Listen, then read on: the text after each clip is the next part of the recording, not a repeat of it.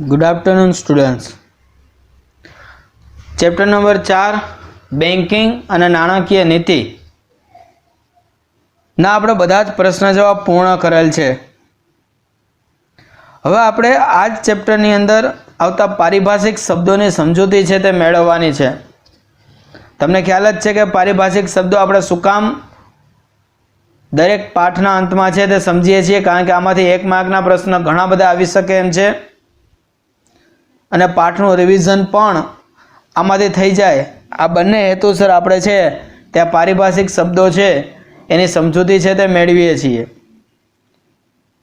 તમારે તમારી બુકની અંદર આ બધા જ પારિભાષિક શબ્દો છે તે એક વખત લખવાના રહેશે, આ ખાસ ધ્યાનમાં રાખજો। સ્ક્રીન ઉપર તમે પારિભાષિક શબ્દ અને એનો અર્થ જોઈ શકો છો। વન્સ અગેન આ તમને 1 માર્કના પ્રશ્નમાં એમસીક્યુની અંદર પણ ઘણી બધી જગ્યાએ છે ત્યાં ખૂબ જ કામ લાગે, એટલે પાઠના અંતમાં આપણે આ દર વખતે સમજશું। તો આપણે પારિભાષિક શબ્દો છે એની શરૂઆત કરીએ છીએ। ચેપ્ટર નંબર 4 બેન્કિંગ અને નાણાકીય નીતિ। પહેલું છે બેંક। તો જેમાં ઇંગ્લિશ વર્ડ બાજુમાં હશે એ ખાસ તમારે લખવાનો રહેશે, કારણ કે ઘણા બધા શબ્દ ઇંગ્લિશથી જ તમે પરિચિત મેળવશો એટલા માટે। તો પહેલું છે બેંક। નફાના હેતુથી નાણાકીય વ્યવહારનું કાર્ય કરતી સંસ્થા એટલે બેંક। નફાના હેતુથી નાણાકીય વ્યવહારનું કાર્ય કરતી સંસ્થા એટલે બેંક। બીજો મુદ્દો છે બેંકના કાર્યો, ફંક્શન્સ ઓફ બેંક। તો કે લોકોની થાપણો સ્વીકારવી, ધિરાણ આપવું, ઓવરડ્રાફ્ટની સુવિધા પૂરી પાડવી, જેને કહેવાય છે બેંકના કાર્યો। ત્રીજું છે ઓવરડ્રાફ્ટ। લોકો અથવા પેઢીને તેની થાપણો બેંકમાં હોય તેના કરતાં વધારે નાણાં ઉપાડવાની જે વ્યવસ્થા આપે એને કહેવાય છે ઓવરડ્રાફ્ટ। કે લોકો અથવા પેઢીને તેની થાપણો બેંકમાં હોય તેના કરતાં વધારે નાણાં ઉપાડવાની જે વ્યવસ્થા કરી આપવામાં આવે છે એને કહેવાય છે ઓવરડ્રાફ્ટ। ચોથું છે વેપારી બેંકો, જેને કહેવાય છે શિડ્યુલ બેંક। વેપારી બેંક કે જેને શિડ્યુલ બેંક પણ કહી શકાય છે, કોમર્શિયલ બેંક, શેડ્યુલ બેંક। તેનો અર્થ છે જે બેંકો આરબીઆઈના ધારા એટલે કે કાયદો, આરબીઆઈના કાયદો જે 1934માં શરૂ કરવામાં આવેલો છે એ 1934ની બીજી અનુસૂચિ એટલે કે યાદી, જેને શિડ્યુલ પણ કહેવામાં આવે છે, એ બીજી અનુસૂચિ પ્રમાણે સ્થપાઈ હોય તેવી બેંક એટલે કે વેપારી બેંક। જે બેંક આરબીઆઈ ધારા 1934ની બીજી અનુસૂચિ પ્રમાણે સ્થપાઈ હોય તેવી બેંક। ત્યાર પછી પાંચમું રિકરિંગ થાપણો, રિકરિંગ ડિપોઝિટ તરીકે પણ તમે તેને ઓળખી શકો છો। લોકો દર મહિને એટલે અમુક સમયગાળા દરમિયાન કોઈ ચોક્કસ રકમ ખાતામાં જમા કરાવે તેવી થાપણ।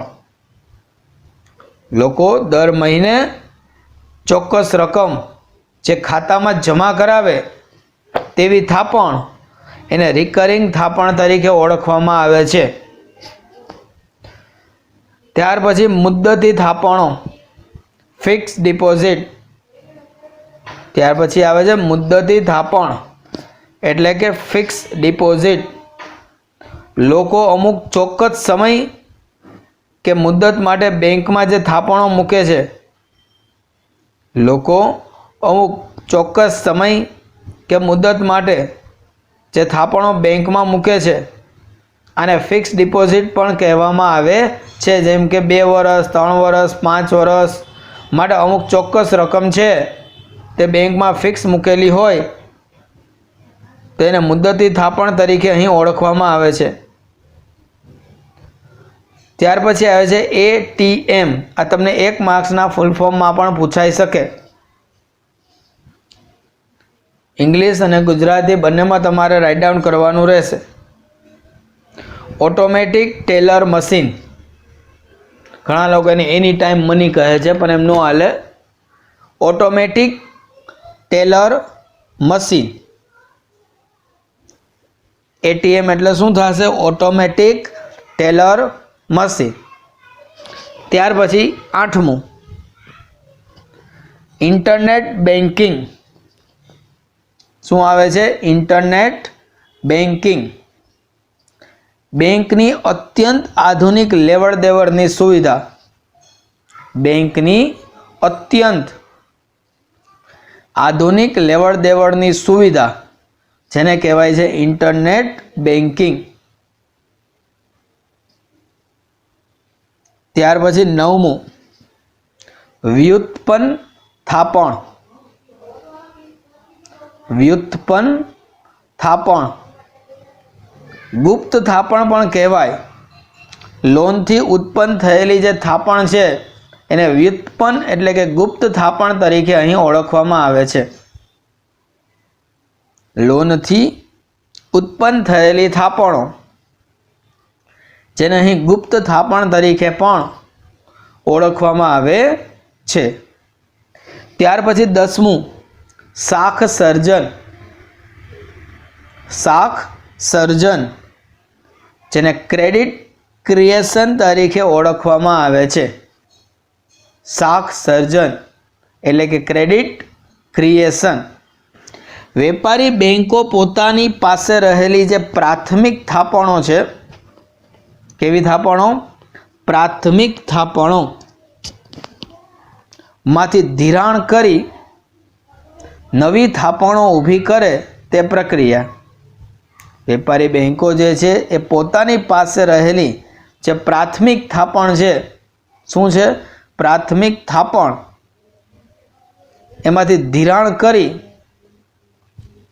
અને નવી થાપણો જે ઊભી કરે છે તે પ્રક્રિયા એટલે કે શાખ સર્જન। ત્યાર પછી છે રોકડ અનામત જેને કહેવાય છે કેશ રિઝર્વ। રોકડ અનામત એટલે કે કેશ રિઝર્વ।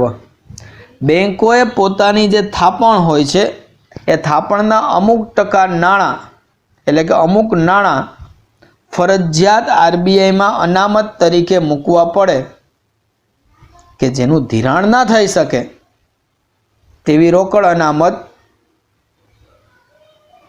બેંક છે, વેપારી બેંક, એને થાપણ જે હોય એના અમુક ટકા નાણાં, જેમ કે 100 કરોડ હોય તો એમાંથી માની લો કે 10 કરોડ નક્કી કર્યા 10%, તે 10% નાણાં એના આરબીઆઈમાં અનામત રાખવાના હોય, રિઝર્વ રાખવાના હોય, તો એ જે અનામત તરીકે મૂકવા પડે છે એ નાણાં એનું ધિરાણ ન થઈ શકે, એ એમનેમ જ રિઝર્વ રાખવા પડે, તેને કહેવાય છે રોકડ અનામત। શું કહેવાય છે એને? રોકડ અનામત।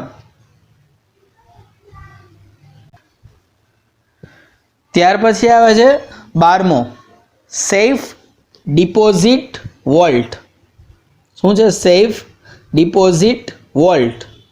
બેંકો દ્વારા અપાતી જે લોકરની સુવિધા છે એને સેફ ડિપોઝિટ વોલ્ટ તરીકે ઓળખવામાં આવે છે। બેંકો દ્વારા અપાતી જે લોકરની સુવિધા છે એને સેફ ડિપોઝિટ વોલ્ટ તરીકે અહીં ઓળખવામાં આવે છે। ત્યાર પછી 13મું આવે છે સહકારી બેંકો જેને કોઓપરેટિવ બેંક્સ તરીકે પણ ઓળખવામાં આવે છે। 13મો મુદ્દો છે સહકારી બેંકો, કોઓપરેટિવ બેંક। એક પ્રકારની શું છે? વેપારી બેંક કહેવામાં આવે છે। શું કહેવામાં આવે છે? વેપારી બેંક। સહકારી બેંકો કે જેને એક પ્રકારની શું કહેવાય છે? વેપારી બેંક। 14મું છે મધ્યસ્થ બેંક, સેન્ટ્રલ બેંક। દેશની સર્વોચ્ચ બેંક છે જેને રિઝર્વ બેંક ઓફ ઇન્ડિયા અથવા આરબીઆઈના ટૂંકા નામથી પણ ઓળખવામાં આવે છે। મધ્યસ્થ બેંક એટલે સેન્ટ્રલ બેંક। દેશની સર્વોચ્ચ બેંક છે કે જેને રિઝર્વ બેંક ઓફ ઇન્ડિયા અથવા આરબીઆઈના ટૂંકા નામથી છે તે ઓળખવામાં આવે છે। 15મું છે प्राथमिक थापणों प्राइमरी डिपोजिट ग्राहकों द्वारा बैंक में थापणना स्वरूपे जमा करावेल प्रारंभिक बचत એટલે શરૂઆતની બચતને પ્રાથમિક થાપણ કહેવામાં આવે છે। ગ્રાહકો દ્વારા બેંકમાં થાપણના સ્વરૂપે જમા કરાવેલ જે પ્રારંભિક બચત છે એ બચતને પ્રાથમિક થાપણ કહેવામાં આવે છે।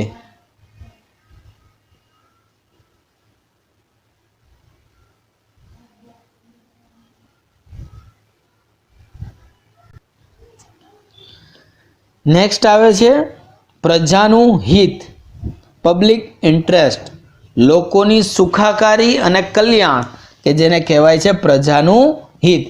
बैंक हमेशा प्रजाना हित माटे ज नाना मोटा काम छे ते करती जोवा मळे छे।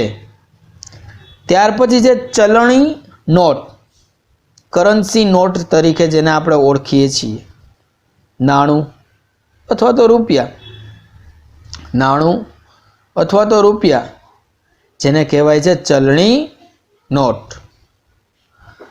त्यार पछी जे सरकारना बैंकर्स टू द गवर्नमेंट तो आपणे आरबीआई ना पॉइंट में शब्द आवी गयो हतो के सरकारना नाणाकीय व्यवहारो करती बैंक आरबीआई एने सरकारना बैंकर तरीके छे ते ओळखवामां आवे छे। आरबीआई सरकारना नाणाकीय व्यवहारों करती बैंक के जेने सरकारना बैंकर तरीके छे ते ओळखवामां आवे छे। 19मो मुद्दो छे विदेशी हुंडियामण फॉरेन एक्सचेंज विदेशी नाणुं दाखला तरीके डॉलर पाउंड येन रूबल आ बीजा देशनी जे करन्सी छे करन्सी एटले के नाणुं एने कहेवाय छे विदेशी नाणुं। विदेशी हुंडियामण एटले के शुं तो के विदेशी नाणुं। 20मो मुद्दो अंतिम सहायक शुं कहेवाय छे अंतिम सहायक। वेपारी बैंको જ્યારે નાણાંની ખૂબ જ કટોકટી અનુભવે એટલે કે એની પાસે પૈસા ન હોય અથવા તો કોઈ એવા પ્રોબ્લેમ આવી ગયા હોય એ કટોકટી અનુભવે તે સમયે અપાતી નાણાકીય મદદ કટોકટીના સમયે અપાતી નાણાકીય મદદ જેને કહેવાય છે અંતિમ સહાયક। વેપારી બેંકો જ્યારે નાણાંની ખૂબ જ કટોકટી અનુભવે તે સમયે અપાતી જે નાણાકીય મદદ છે એને કહેવાય છે અંતિમ સહાયક। નેક્સ્ટ 21મું આવે છે સરકારી જામીનગીરી। શું છે સરકારી જામીનગીરી? પ્રજા પાસેથી નાણાં મેળવવા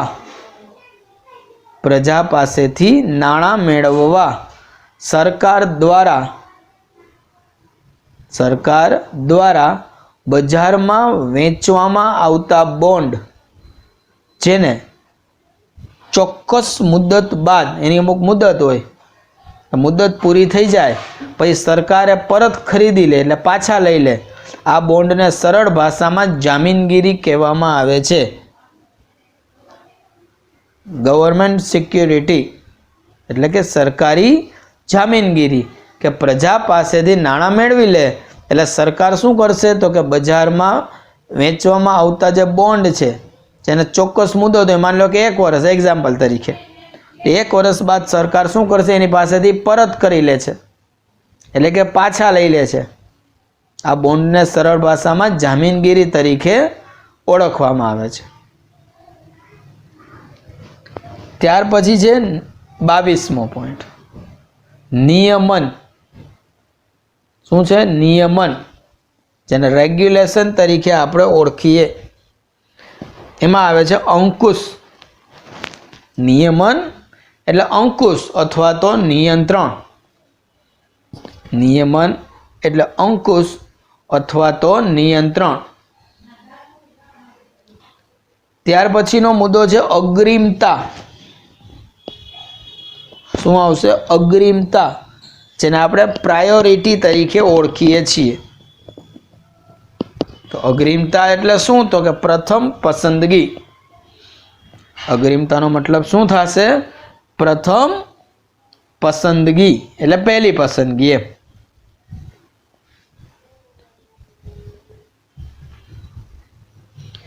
त्यार पछी 24मो पारिभाषिक शब्द छे बैंक रेट।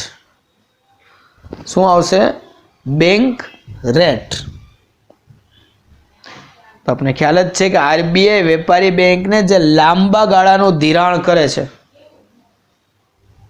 आरबीआई वेपारी बैंक ने जे लांबा गाळानुं धिराण करे छे तेनी सामे जे व्याजनो दर वसूल करे छे तेने बैंक रेट कहेवामां आवे छे। कोण आपे छे? आरबीआई। कोने आपे छे? वेपारी बैंक ने। केवुं धिराण आपे छे? तो कि लांबा गाळानुं धिराण आपे छे। केवुं आपे छे? लांबा गाळानुं धिराण आपे छे तेने शुं कहेवाय छे? Bank rate. 25मु शुं छे? Repo rate. शुं छे? Repo rate. वेपारी बैंको अत्यंत टूंका गाळा माटे एटले के शॉर्ट टर्म माटे, वेपारी बैंको अत्यंत टूंका गाळा माटे आरबीआई पासेथी नाणां मेळवीने, आरबीआई पासेथी नाणां मेळवीने जे व्याजनो दर चूकवे ते बाबत। वेपारी बैंको टूंका गाळा माटे जे नाणां मेळवे एने कहेवाय छे रेपो रेट, अने लांबा गाळा माटे जे व्याज मेळवे एने कहेवाय बैंक रेट। आ खास आईएमपी पॉइंट छे जे घणीवार पूछाय। रिवर्स रेपो रेट, तो आरबीआई वेपारी बैंको पासेथी ज्यारे नाणां मेळवे, आरबीआई वेपारी बैंको पासेथी जे धिराण मेळवे तेनी सामे बैंक ने जे व्याज चूकववानुं होय ते बाबत एटले के रिवर्स रेपो रेट। त्यार पछी 27मु आवे छे नकद एटले के केश। रोकड़ स्वरूपनुं नाणुं एटले रूपिया, रोकड़ा रूपिया एने कहेवाय छे नकद। रोकड़ स्वरूपनुं नाणुं।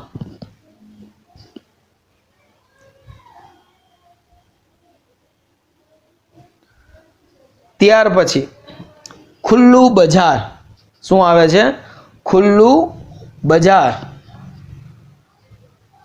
देश में सरकारी जामीनगीरीनुं खरीद वेचाण, देश में सरकारी जामीनगीरीनुं खरीद वेचाण आरबीआई करे। कोण करे? आरबीआई करे ते बाबत जे जामीनगीरी लोको पण खरीदी सके अने बैंक पण खरीदी सके। वन्स अगेन, देश में सरकारी जामीनगीरीनुं खरीद वेचाण आरबीआई करे। कोण करे छे? आरबीआई करे ते बाबत जे जामीनगीरी लोको पण खरीदी सके छे अने बैंक पण शुं छे? खरीदी करी सके छे। तेने कहेवाय छे खुल्लू बजार, ओपन मार्केट। 29मु परिमाणात्मक साधन। शुं छे? परिमाणात्मक साधन। नाणांना पुरवठामां वधारो घटाडो करवा, नाणांनो जे पुरवठो छे एमां वधारो के घटाडो करवा आरबीआई द्वारा लेवामां आवता पगला एने कहेवाय परिमाणात्मक साधन। नाणांना पुरवठामां वधारो के घटाडो करवा आरबीआई द्वारा लेवामां आवता पगला एटले परिमाणात्मक साधन। आपणो प्रश्न बनी गया छे परिमाणात्मक साधन। एनी साथे शुं आवशे? गुणात्मक साधन। नेक्स्ट 30मो शुं आवशे? गुणात्मक साधन। देश में कोई चोक्कस भाग, देश में કોઈ ચોક્કસ ભાગ કે ક્ષેત્રને અસર કરે, પર્ટિક્યુલર માની લો કે આપણે એમાં એક્ઝામ્પલ જોયું તો ખેતી, તો ખેતી ક્ષેત્રને જ અસર કરે તેવા આરબીઆઈ દ્વારા લેવામાં આવતા પગલાં જેને કહેવાય ગુણાત્મક સાધન. ઇન્ડસ્ટ્રી હોય તો ઇન્ડસ્ટ્રીને સારું થાય એના માટે લેવામાં આવતા પગલાં એટલે ગુણાત્મક સાધન. 31મું, નાણાંના સંગ્રહ તરીકે નાણાંનું કાર્ય. નાણાંના સંગ્રહ તરીકે નાણાંનું કાર્ય, તો કે નાણું છે એ મૂલ્યનો સંગ્રહ કરવા વપરાય છે. મૂલ્ય એટલે શું? તો કે આપણને ખબર જ છે કે પૈસા એક પ્રમાણે. નાણું છે તે મૂલ્યનો સંગ્રહ કરવા માટે છે, તે વપરાય છે. નાણાંનું અન્ય ચલણમાં રૂપાંતર થાય, નાણાંનું અન્ય ચલણમાં રૂપાંતર થાય ત્યારે અથવા તો બજાર પ્રવૃત્તિઓમાં વપરાય ત્યારે તેનું પોતાનું મૂલ્ય પણ વધી જાય છે. જે નાણું છે એને તમે બજાર પ્રવૃત્તિમાં જેમ યુઝ કરો તેમ તેનું મૂલ્ય શું થાય છે? દિવસે ને દિવસે વધતું જાય છે. એટલે કે આપણે અગાઉ પણ જોયું હતું કે નાણું છે તે પરિવર્તનશીલ હોવું જોઈએ, રૂપિયો પરિવર્તનશીલ હોવો જોઈએ. જેમ જેમ રૂપિયો પરિવર્તનશીલ થાય તેમ તેમ એમાં નાના મોટા ચેન્જીસ છે તે થતા જોવા મળે છે. લાસ્ટ વન આવે છે 32 નંબર, નાણાકીય નીતિ. જે આપણો લાસ્ટ ક્વેશ્ચન પણ હતો જ કે દેશમાં આર્થિક વિકાસને જે પ્રક્રિયા છે, દેશમાં આર્થિક વિકાસની જે પ્રક્રિયા છે એ પ્રક્રિયાને ધ્યાનમાં રાખીને પ્રજાનું હિત જાળવીને, એટલે કે પ્રજાને સારું થવું જોઈએ, એ હિત જાળવીને આર્થિક સ્થિરતા માટે, અર્થતંત્રમાં આર્થિક સ્થિરતા માટે સર્વોચ્ચ બેંક એટલે કે આરબીઆઈ દ્વારા નાણાંનો જે પુરવઠો છે તે અંકુશિત કરવા અંગેની નીતિ. નાણાંનો જે પુરવઠો હોય એના ઉપર પૂરેપૂરો અંકુશ રાખે, એ અંકુશિત કરવાની જે નીતિ છે એને કહેવાય છે નાણાકીય નીતિ. કે દેશમાં આર્થિક વિકાસની પ્રક્રિયાને ધ્યાનમાં રાખી પ્રજાનું હિત જાળવી જે આર્થિક સ્થિરતા માટે સર્વોચ્ચ બેંક દ્વારા નાણાંનો જે પુરવઠો હોય એ અંકુશિત કરવા અંગેની જે નીતિ છે એને કહેવાય છે નાણાકીય નીતિ. ઓકે, તો સ્ટુડન્ટ્સ આપણે 32 પારિભાષિક શબ્દો અત્યારે અહીં પૂર્ણ કરેલ છે. આ બધા જ પારિભાષિક શબ્દો તમે તમારી બુકમાં વ્યવસ્થિત આમાં જેમ આપ્યા છે પ્રમાણે જ કોષ્ટક આપીને સામસામે લખવાના રહેશે. રેડી? ચેપ્ટર નંબર 4 ની અંદર આપણે પારિભાષિક શબ્દો કમ્પ્લીટ કર્યા. ઓકે, નેક્સ્ટમાં આપણે VSQ એટલે કે 1 માર્કના પ્રશ્ન જવાબ વિશે પણ માહિતી મેળવશું અને 2 માર્ક્સના પ્રશ્ન વિશે પણ માહિતી મેળવશું.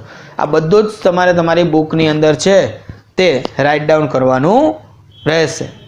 Thank you.